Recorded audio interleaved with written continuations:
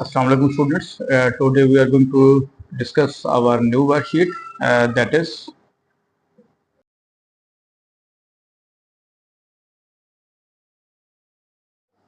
बिस्मिल्लाहिर्रहमानिर्रहीम स्टूडेंट्स। ये हमारे पास थिंक मैथ्स न्यू सिलेबस है आपके पास 8th एडिशन और ये बुक 3 है और इसके रिलेटेड जो है हम एक वर्कशीट करने जा रहे हैं। ठीक है जी। और आपका जो टॉपिक है यहाँ पे दैट इज अलजेब्रिक एक्सप्रेशंस। ठीक है जी। क्वेश्चंस आपके पास हैं अलजेब्रिक क्वेश्चंस।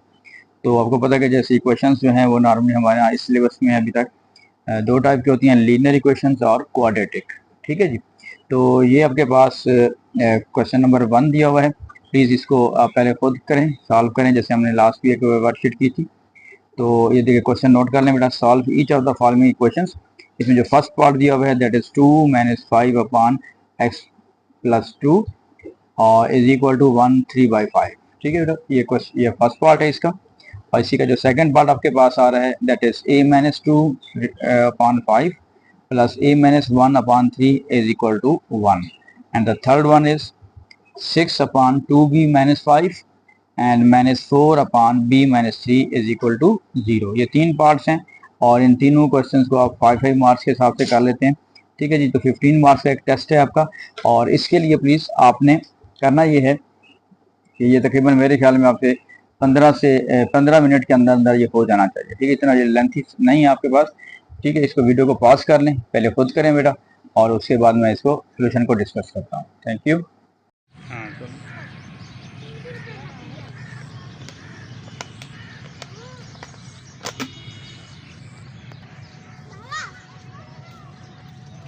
आप इधर ग्राउंड में आ जाओ, ग्राउंड में आ जाओ।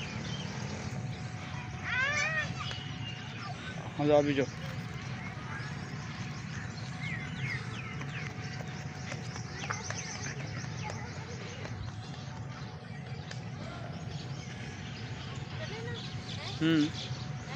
हाँ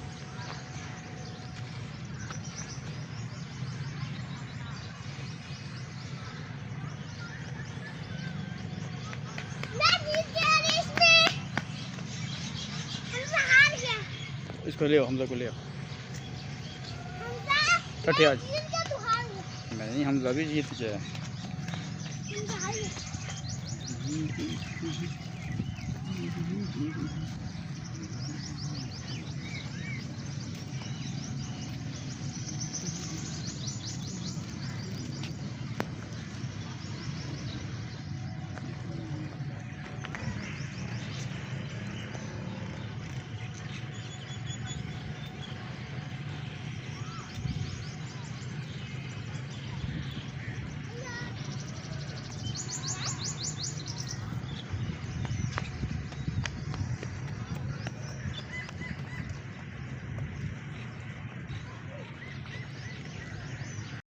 गाइस, उम्मीद है कि आप लोगों ने ये क्वेश्चंस कर लिए होंगे।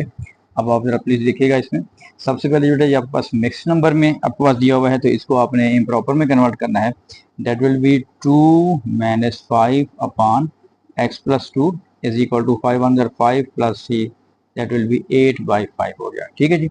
अब आप देखें इसके नीचे अगर आपके पास फ्रैक्शंस आ जाएं तो ओवरऑल आपने देखना होता है कि इसको हम दो तरीके से या दो स्टेप मेथड से इसको हम सॉल्व कर सकते हैं, सिंपलीफाई कर सकते हैं।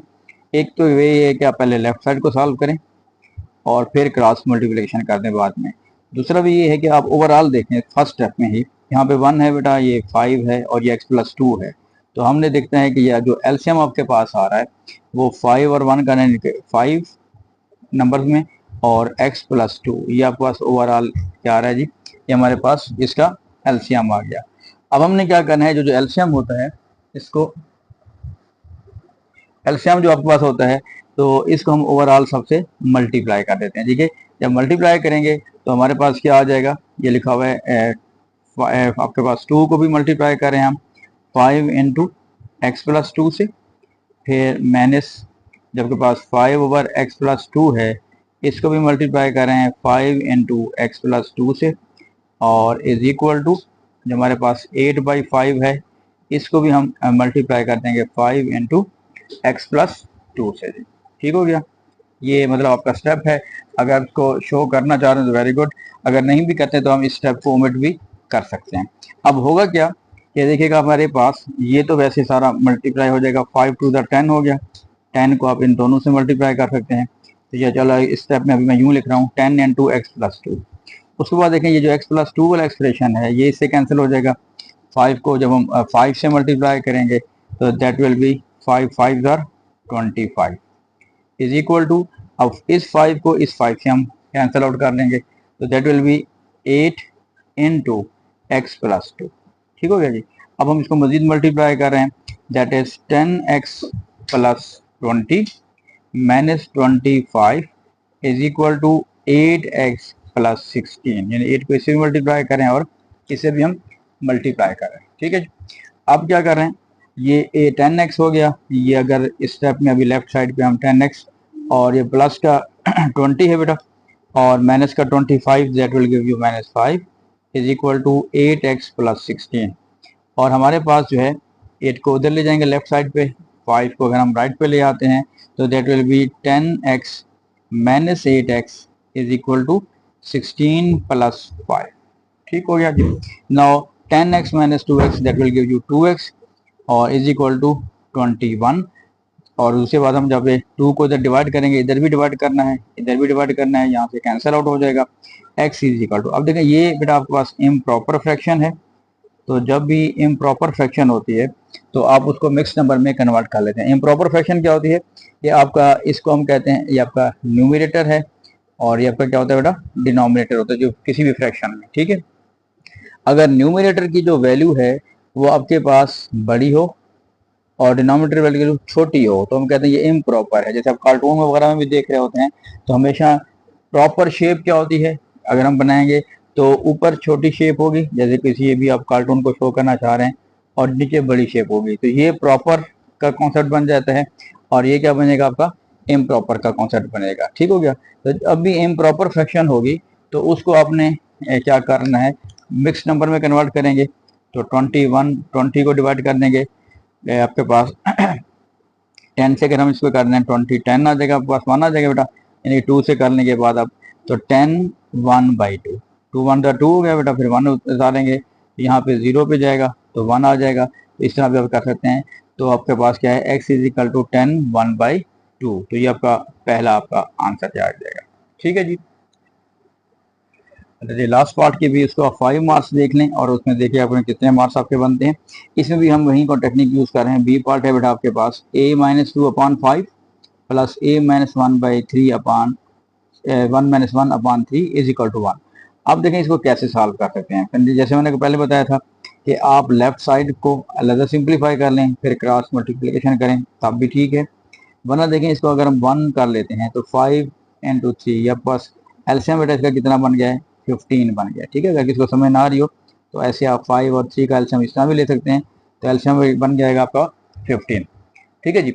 अब आपने क्या करना है, अब आपने 15 को सबसे मल्टीप्लाई कर देना है, तो 15 को हम मल्टीप्लाई करेंगे a माइनस 2/5 से, प्लस 15 को मल्टीप्लाई कर रहे हैं a माइनस 1/3 से, और 15 को मल्टीप्लाई करें 1 से। इससे ये फायदा होता है कि जैसे ही आप ये करते हैं तो पहले स्टेप के बाद ही, जैसे कि हम कैंसिल कर रहे हैं, ये देखेंगे 3 आ गया बेटा, 3 1 दा 3 5 दा, तो पहले स्टेप के बाद ही आपका फ्रैक्शन खत्म हो जाता है।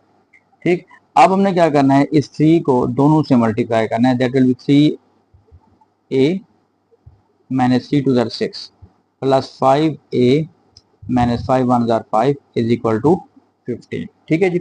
और आप इंपॉर्टेंट बात देखिएगा कि a लिखते हुए और 9 लिखते हुए ख्याल रखना है कि इसमें एक बात को बच्चे कंफ्यूज हो जाते हैं। अच्छा जी, अब ये देखिए 3a है, दिस इज 5a, तो दैट विल बी 8a, क्योंकि दोनों पॉजिटिव वैल्यूज हैं। -6 और -5 दोनों नेगेटिव की वैल्यूज आ रही हैं बेटा, माइनस का 11 हो जाएगा इज इक्वल टू 15। अब आप 11 को राइट साइड पे जब हम लेके जाएंगे तो that will be 8a is equal to 15 plus 11, so 8a is equal to 26/8। ठीक है जी। और जब इसको डिवाइड करेंगे, 8 से इधर भी डिवाइड कर रहे हैं तो इधर भी इधर से कैंसिल कर लेंगे, तो ये बन जाएगा। अब देखिए फिर वही बात कि ये आपके पास क्या आ गया, इम्प्रॉपर आ गई है, तो जब भी इम्प्रॉपर होगा तो उसको आपने मिक्स नंबर में देना है। ठीक, और बाद बच्चे कैलकुलेटर के शौकीन होते हैं, वो कैलकुलेटर से करना शुरू कर देते हैं, तो डेसिमल में ज़रूरत नहीं है। अगर क्वेश्चन आपका स्टेटमेंट डेसिमल में हो तो डेसिमल में दें, वरना आपने इम्प्रॉपर में इसको मिक्स नंबर में देना है और वर्किंग साथ शो करनी है। दैट इज 8 3 आर 24 और यहाँ पे 2 आ जाएगा और यहाँ भी बन जाएगा जी 3 2/8। ठीक है जी, तो ये इसका आपका आंसर हमारे पास आ जाएगा।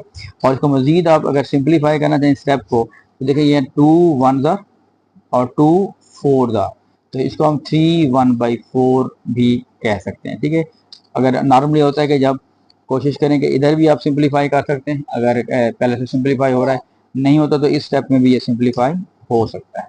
ओके जी, तो इसके भी बेटा आपके पास 5 मार्क्स हैं, तो आपने देखना है कि आपने कितने तक मार्क्स लिए हैं। इसका एक तरीका ये कर लें कि इसको जब सिंप्लीफाई कर रहे हैं, सिंप्लीफाई करने के बाद जब आपकी बिल्कुल इक्वेशन मतलब बन गई है उसके, तो आप 3 नंबर यहाँ तक कर लें। ठीक है, या 4 नंबर जैसे होते हैं, क्योंकि मेन स्टेप ये है। उसके बाद एक लास्ट स्टेप में आप आ जाएं।